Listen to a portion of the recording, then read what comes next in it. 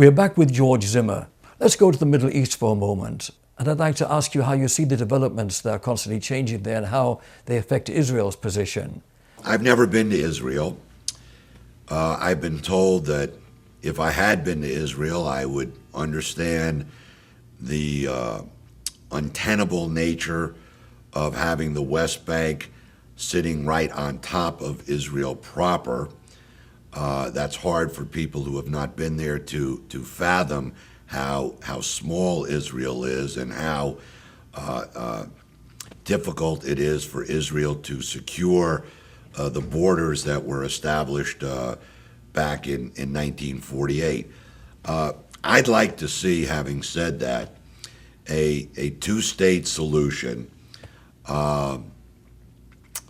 Personally, I'd like to see Israel manage Jerusalem but give up the settlements. That would be my own form of barter.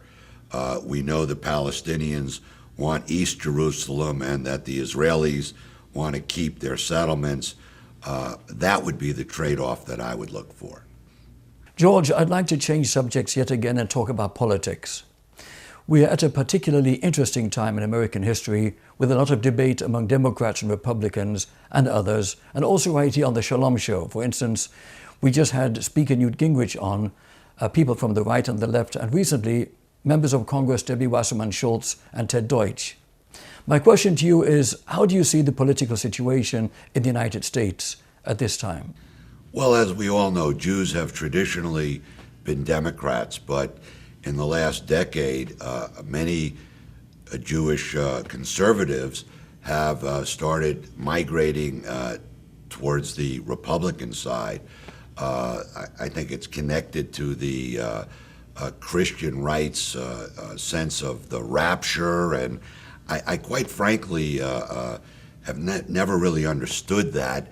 But what I really wanted to say here was that I've met President Obama on 2 occasions, and I believe that the president is a friend of Israel's and respects democracy and all of the things that Israel stands for in a very visceral way. And I just feel that we as Jews would be better served if we remained united. Certainly, being united is of great importance, and I respect your position. Another perspective is that of some people who would argue and say, hey, George, why would Arab countries accept today what they refused to accept before 1967, when they did have control of the Golan, East Jerusalem, the West Bank and Gaza, and still back then they refused to accept Israel and make peace?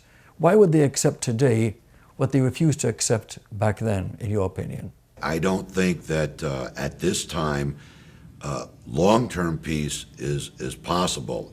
I don't think that the people in the Arab world who are under 30, who have been educated in their madrasas, really want Israel to remain in any way, shape, or form. So I agree with Israel's relatively tough negotiating stance, although, as I said earlier, I do think there are certain trade-offs that could be made.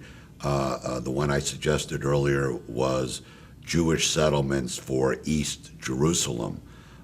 But I doubt whether at this point we're going to have long-term peace. That's a distressing thought, and I hope you're wrong. I hope somehow education and progress, common sense and so forth will lead to mutually acceptable solutions. Eventually it will, but it may not be in our lifetimes. Let's hope we'll see a positive outcome. Everyone has far more to gain in peace and mutual cooperation. What are your thoughts on Israel's significance and importance to the United States? Well, the truth is that Israel needs the United States 10 times more than the United States needs Israel. Having said that, and as an American Jew, I think that we live in very treacherous times now where I can sense growing anti-Semitism not only around the world but here in the United States. And I think that there is going to be increasing pressure on Israel to cooperate with the United States in trying to effect a peace process. And I am significantly worried about Israel's future for the first time in my life, quite frankly. Your concerns are not unfounded. Let's just hope for the best on that. And speaking of anti-Semitism, which is now often masked in the term anti-Zionism, there's another war going on, and it's the image war, in which Israel is vilified in the media and is subjected to lies by omission, even in the United Nations.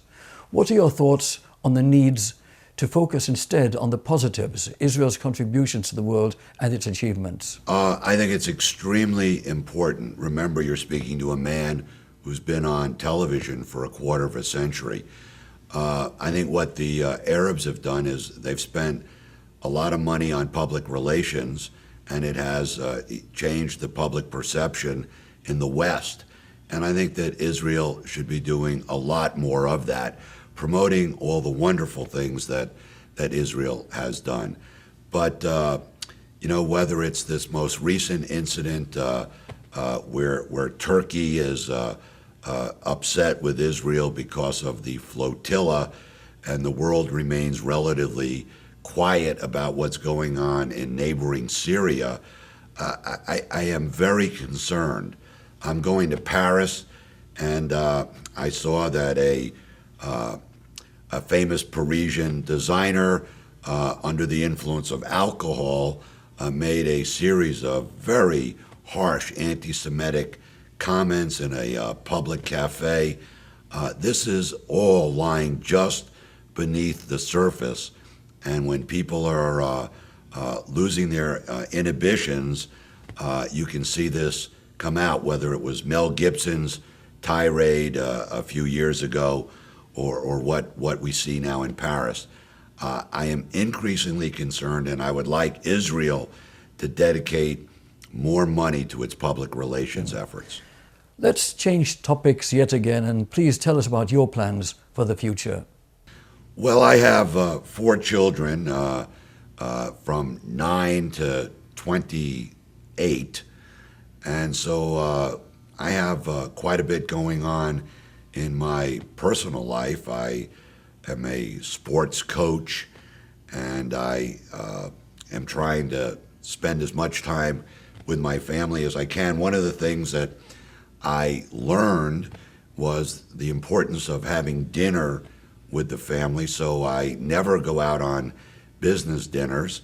If I am in town, I always go home and have dinner with my wife and kids. I think it's the only thing that makes sense, quite frankly. If you're a businessman and you're working late into the evening and not spending that time with your kids, then you're really working to live, rather living to work as opposed to working to live. That's a commendable and interesting point. So many people today seem to lose touch with what's important, what matters, and have a true perspective of family values and what they should do individually to contribute to the future in their own backyard, so to speak.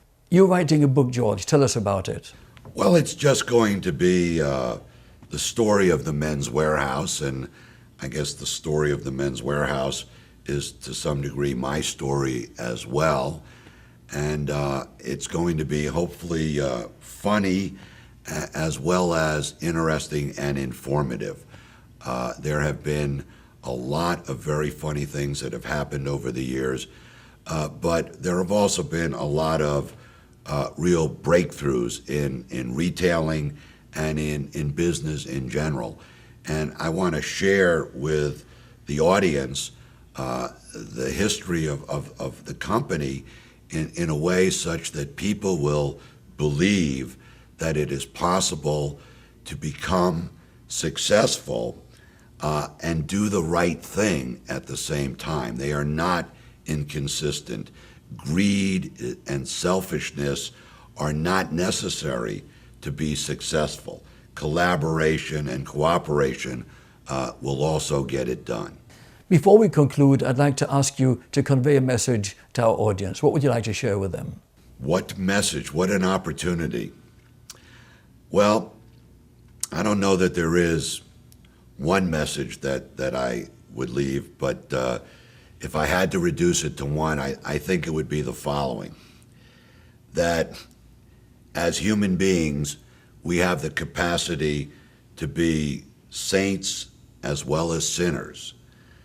And life tends to be somewhere in between. And we all should be a little less judgmental about other people and recognize that we have a lot more in common than we realize. I agree, and must say it's a pleasure speaking with you, even at this great distance, with you all the way in California and us down here in Florida. Thank you, and have a wonderful year. Thank you, sir.